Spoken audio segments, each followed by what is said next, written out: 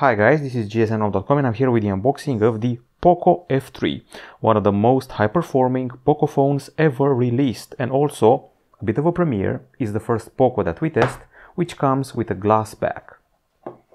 Okay, so the device was unveiled about 2 or 3 weeks ago and it should be priced at around $399. As you know, starting from December 2020, POCO went away from Xiaomi, or better said, they became a separate entity to operate like Redmi does independently. Okay, so welcome to the POCO family. Thanks for choosing POCO. A message from Kevin Q, head of POCO Global. Their identity involves black and yellow as the two colors of choice, and this is an unboxing, so you're going to be seeing here our first impressions, some specs and some features of the phone. First of all, I can definitely sense some Xiaomi Mi 11 identity here, even though the camera is a bit different. The one from the Mi 11 has a bit of a yin-yang vibe.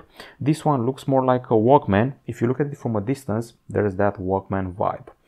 Pretty well built. It's got Gorilla Glass 5 at the back, Gorilla Glass 5 at the front, and a plastic frame in between. Once again, it feels like it's channeling a combo of POCO X3 and the Xiaomi Mi 11. I'm going to fire it up. I'll confess, I have already set it up, and in the meantime, let's see what's inside the box. I noticed a tendency for POCO and Xiaomi to launch their phones first in India, so it's an important market for them. From what I know, they also have factories there, so there's that. Here you can see the metal key used to access the slots, and I'm just talking about the dual nano SIM, because we don't have a micro SD here. And aside from that key, you can better protect the glass if you're using this case, which is made of plastic, is transparent and flexible, and has all the needed cutouts. And then we get to the warranty card and the user guide, and an extra little envelope, which we don't see every day. It's an adapter from USB-C to 3.5mm jack, so definitely the phone doesn't have an audio jack, but it has this one.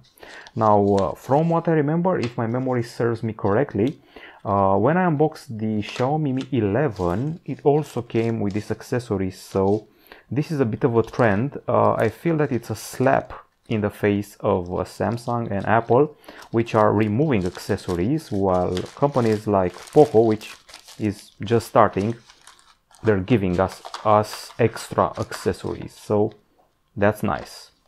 And apparently also a polluter of the planet, according to some people. Now we go here and we find the charger, which is, I would say, pretty hefty. It has an USB-A connector, and let's see what's written here.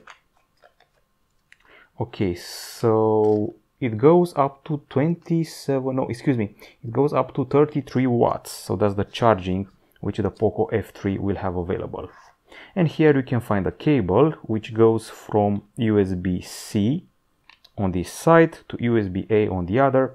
It can be connected to the charger and also to the, well, to the PC if need be. Okay, so that's everything available inside the box. I would say a pretty typical package, or better said, atypical in 2021. And here we are. This is the POCO F3.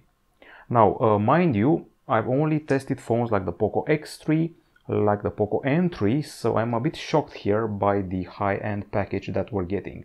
I keep talking about high-end because we're getting a very powerful CPU inside, which you should be familiar with if you've seen our recent reviews.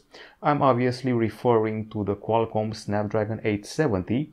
I know it's perceived as the 865 according to this app. It's actually not very wrong, because the Snapdragon 870 is basically the 865 plus. So it's basically the same CPU with a much higher clock rate. It's actually a record clock rate of 3.2 GHz. When it came out, it was a total new record. Before we get things started, I will have to remind you again that this is glass, and this one is also glass, with Gorilla Glass 5 protection. If you want measurements, 7.8mm, and on paper 196 grams sounds like a heavy phone. In reality, it's not. We have gently curved sides for the back side. I would say it's pretty grippy, but I definitely fear we will be experiencing some fingerprints and grease on the back area. Luckily, the camera doesn't protrude. Okay, I think we're done with the design, but I just want to mention one last thing. the fact that the phone comes in 3 hues that we know of.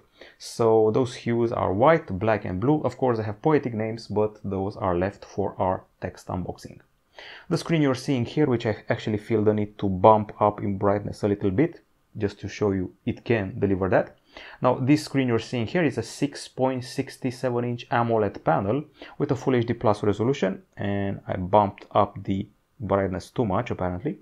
Once again, 6.67 inches, it's AMOLED Full HD Plus, and it also has a 120 Hz refresh rate and HDR10 Plus support, so definitely it's going to be nice to enjoy some YouTube and Netflix on it. There is a promise of 1300 nits of brightness, which sounds crazy, and the selfie camera is in a small punch hole here at the top side.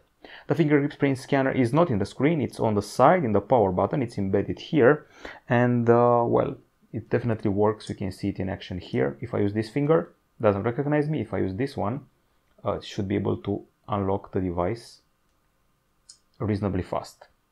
Okay, now we've moved on from the screen to other aspects. We're also getting 6 or 8 gigs of RAM, depending on the version you're buying, and also 128 or 256 gigabytes of storage.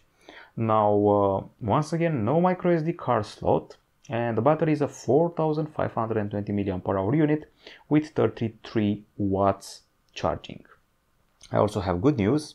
We have stereo speakers here, so there's one at the bottom next to the USB-C port and the SIM tray, and there's the other one at the top, which from what I'm seeing here, it looks like we have a separate set of holes for the speaker aside from the earpiece for the calls. I've seen this approach first last year on the Xiaomi Mi 10 Pro, and it's actually well received. So 3 holes for the speaker, 1 hole for the infrared emitter, and these are supposed to be either 2 microphones or just holes for the sake of symmetry.